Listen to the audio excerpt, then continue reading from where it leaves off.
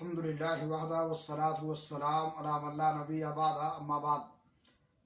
ناظرین کرام، ایک مسلمان اگر کسی سے محبت کرے تو یہ محبت اللہ کے لیے ہونی چاہیے، اور پھر اسے خبر بھی کر دینا چاہیے تاکہ وہ بھی اس سے آگاہ ہو جائے اور یہ محبت دو طرفہ ہو جائے۔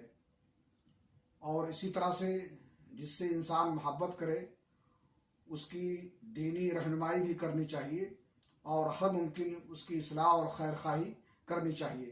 سنن ترمذی کی روایت ہے، معاذ بن جبل رضی اللہ تعالیٰ عنہ کہتے ہیں کہ اللہ کے نبی جناب محمد رسول اللہ صلی اللہ علیہ وسلم نے ان کا ہاتھ پکڑا اور کہا، یا معاذ واللہ انی لاحبک، ثم اوصیک یا معاذ لا تدعنا تقول فی دبر کل صلاۃ اللہم اعنی علی ذکرک وشکرک وحسن عبادتک۔ اے معاذ، اللہ کی قسم میں تم سے محبت کرتا ہوں، پھر تمہیں وصیت کرتا ہوں کہ ہر نماز کے آخر میں یہ دعا پڑھنا نہ چھوڑنا، اللہم اعنی علی ذکرک وشکرک وحسن عبادتک۔